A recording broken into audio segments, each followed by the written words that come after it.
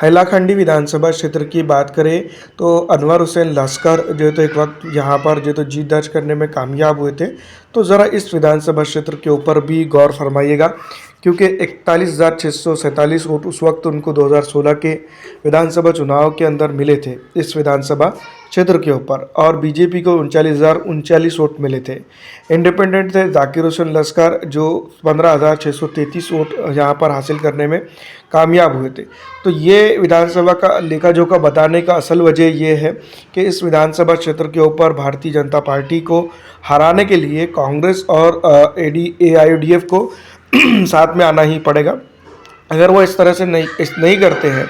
या फिर जो तो साथ में नहीं आते हैं तो इस विधानसभा क्षेत्र के ऊपर सीधी सीधी जो है तो भारतीय जनता पार्टी जो है तो इस बार जीत दर्ज कर सकती है। क्योंकि हम 2016 के विधानसभा चुनाव की अगर बात करें तो काफ़ी नज़दीकी मामला था, और दूसरी तरफ वोट काटने की पॉलिटिक्स और राजनीति जो है तो यहाँ पर बढ़िया तरीके से देखने को मिली थी। तो ये चीज़ें अगर नहीं होती है तो इस विधानसभा क्षेत्र के ऊपर जीत लगभग जो है तो यहाँ पर सेकुलरिज्म को जिंदा रखने वाली पॉलिटिकल पार्टियों की होंगी, और जो हिंदू मुस्लिम भाईचारगी की बात करती है ना ही ये तो उनका मुख्यमंत्री जो तो इस तरह से बात करेगा कि मुसलमानों को परेशान करो या तराश दो या किसी और धर्म के बारे में जो तो बात करेगा। क्योंकि राजनीति एक वक्त तक चलती है, लेकिन राजनीति में जो तो जीत कर आने के बाद जो तो पूरी तरह से राजनीति बदल जाती है। सबका मुख्यमंत्री होता है, लेकिन इस तरह के हालात जो तो इस क्षेत्र के अंदर नज़र नहीं आ रहे। तो यही चीज़ें हैं जिसको लेकर जिस तरह की चर्चा चल रही है या जिस तरह के विवाद चल रहे हैं, तो यहाँ पर सोचने समझ कर जो है तो जनता अगर वोट करती है तो ये सीधी तौर पर हम बात कर सकते हैं